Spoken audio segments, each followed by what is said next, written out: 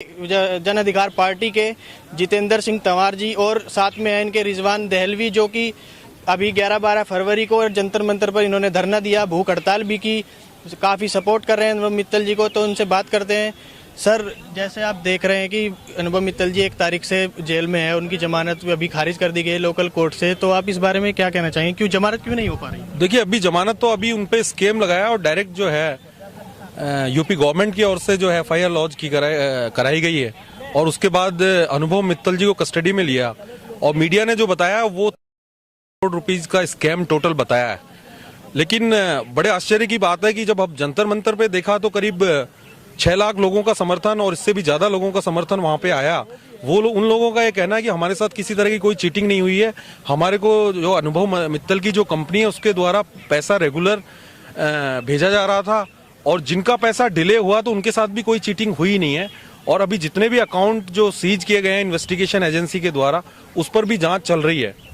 मेरा सभी से ये कहना है कि जितने भी आप लोग हैं इससे रिलेटेड, इस केस से रिलेटेड, क्योंकि आप लोग पूरे भारत में फैले हुए हैं, करीब 12 लाख लोगों से ज्यादा का परिवार आप लोगों का है। मीडिया ने जो बताया और मीडिया का कुछ बात समझ में आई नहीं, कोई कह रहा है कि ये स्कैम है करोड़ रुपीस का और उनके पास कोई सबूत नजर नहीं आ रहा है। और एक सबसे बड़ी बात है कि कंप्लेंट जिसने दर्ज कराई, कोई कंप्लेनेंट ऐसा नहीं है जिसकी अकाउंट में पैसा जमा हुआ और उसने फिर कंप्लेंट कराई। कंप्लेंट भी डायरेक्ट जो है इन्वेस्टिगेशन एजेंसी के द्वारा ही डायरेक्ट कंप्लेंट करा के अनुभव मित्तल को जो है कस्टडी में रखा गया। उन्होंने 420, 467, 468, 471 और 34 की जो सेक्शंस इंडियन पिनल कोड के लगाए, उसमें भी कुछ विरोधाभास इसलिए है कि चीटिंग होगी तो पहले क्या चीटिंग हुई, चीटिंग का इंटेंशन क्या था, उसको भी इन्वेस्टिगेशन एजेंसी को इतनी जल्दी क्या थी उनको अरेस्ट करने की, यूपी के चुनाव चल रहे थे, अखिलेश यादव से क्या संबंध था, ये सारी चीजें जानने योग्य थी। मीडिया ने भी उसको एक तरफ दिखाया।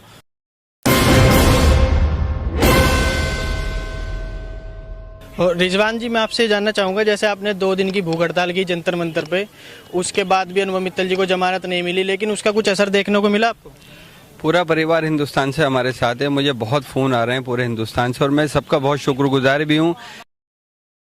हमारा परिवार ये 12 लाख लोगों का परिवार हमारे साथ जुड़ चुका है और मैं तो कहता हूँ कि जो मुखिया हैं अनुभव मित्तल जी, वो हमारे बीच में नहीं है। अभी वकील साहब ने बहुत तफसील से पूरी बात बता दी। मैं सब लोगों से एक ही गुजारिश कर रहा हूँ यहाँ पर खड़ा होकर के कि सब लोग साथ रहें, बने रहें, झूठी अफवाहों पे न जाएं और दूसरी तरह से ना जुड़ करके बस एक ही सोच बनाएं कि हम अनुभव मित्तल जी के साथ हैं, वो हमारे बीच में आए, जल्द से जल्द हमारी कंपनी चालू हो जाए। सब लोग साथ रहें, बहुत जल्दी एक मैसेज दिया जाएगा सब लोगों को, उस मैसेज का भी इंतज़ार करें और अपने अपने एडमिन से मिल करके साथ जुड़े रहें, बिल्कुल अफवाहों पे न जाएं। मेरी बहुत सबसे बहुत गुजारिश। अफवाहों से पता चला है कि साथ ये सुनने में आ रहा है कि जो आने वाली 20 तारीख है, इससे सोशल ट्रेड दोबारा चालू हो रहा है और 28 तारीख के बाद अभी सब लोगों को जैसे पहले वर्क मिलता था ऑनलाइन, वो करना स्टार्ट कर देंगे, ऐसा कुछ है? अभी वकील साहब ने भी बताई है, थोड़ी तफसील से पूरी बात बताई है। तो मेरी सभी लोगों से गुजारिश है कि इस तरह की कुछ बातें आप तक पहुंच रही हैं तो उस पर बस सब्र करें, क्योंकि कोर्ट का मामला है और कोर्ट देर होगी अंधेर नहीं होगी, बस थोड़ा सा समय ज़रूर लगेगा, लेकिन सच बात के लिए थोड़ा सा सब्र करें। ये सच बात सहना एक ऐसी बात है कि भाई कड़वा सच है, इसको हमें पीना पड़ेगा, लेकिन अगर हम सब्र करेंगे तो ये कंपनी इंशाल्लाह हमारे बीच में आएगी। अनुभव मित्तल जी हमारे बीच में आएंगे और ज़रूर काम होगा, लेकिन थोड़ा सा समय दें।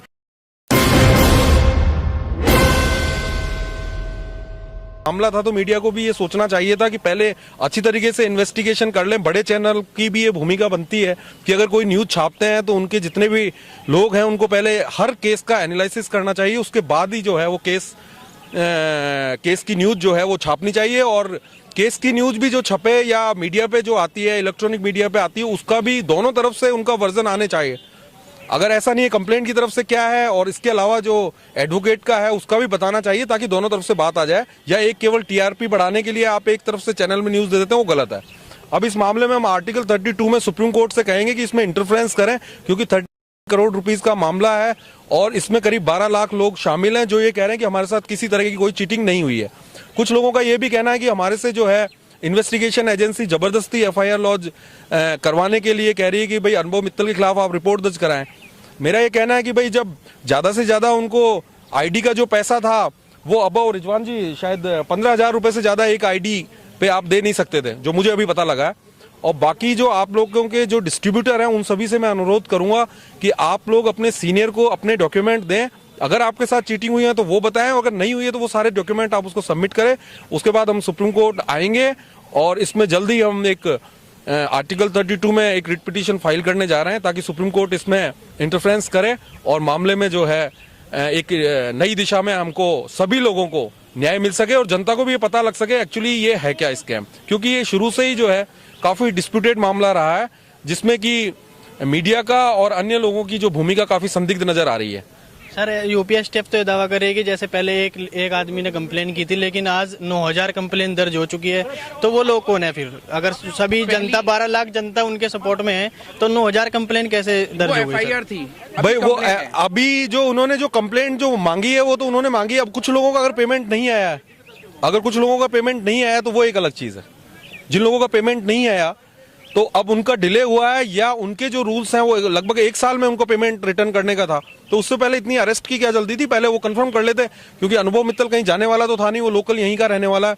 उसके फादर की भी यहीं जो है इलेक्ट्रॉनिक की दुकान है और वो लोग यहीं लोकल भारत के रहने वाले हैं और बहुत सदियों से रहते आए हैं। तो इस वजह से ये मामला थोड़ा सा देखने योग्य है।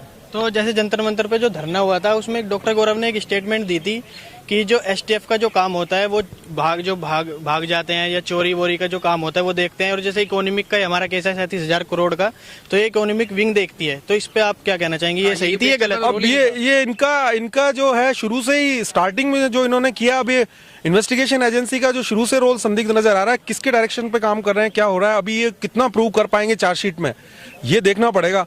अभी तो ये शुरू में जो कंप्लेंट है उसके लिए भी ये रिक्वेस्ट कर रहे हैं कि भाई आप लोग कंप्लेंट दर्ज कराइए। आधे लोग जंतर मंतर पे बैठे हुए हैं वो ये कह रहे हैं कि भाई हमारे तो पैसे बराबर आते थे। तो चीटिंग कहाँ से हुई ये थोड़ा देखना होगा और इसको हम सुप्रीम कोर्ट में लगाएंगे तो उनसे कोर्ट से रिक्वेस्ट करेंगे कि इस मामले में इंटरफेरेंस करें और इस मामले को जो है इन्वेस्टिगेशन एजेंसी कैसे करी उसमें सुप्रीम कोर्ट का इंटरफेरेंस होना चाहिए। तो इसमें जनता ये भी कह रही है कि जो ये अनुभव मित्तल को फंसाया गया है, यूपी सरकार और एसटीएफ की कुछ मिली जुली हुई है कि यूपी सरकार के कहने पे एसटीएफ ने रेड करी और उसके बाद क्योंकि जो जिस आदमी ने कंप्लेन की उसका 1 महीने पहले ही उसमें आईडी बनाई गई थी और उसके 1 महीने बाद ही उसने कंप्लेन डाल दी कि मेरा पैसा नहीं मिल रहा है, ऐसा कुछ। तो आप क्या कहेंगे इस बारे में? अब ये तो इन्वेस्टिगेशन का देखिए, इन्वेस्टिगेशन के बाद ही सारी चीजें क्लियर हो जाएगी। जब इन्वेस्टिगेशन होगा तो ये सारी चीजें क्लियर हो जाएगी कि भाई ये किसके दबाव में, पॉलिटिकली दबाव था क्या था, क्योंकि सारे सबूत जब कोर्ट देखेगा तो उसके बाद सब दूध का दूध और पानी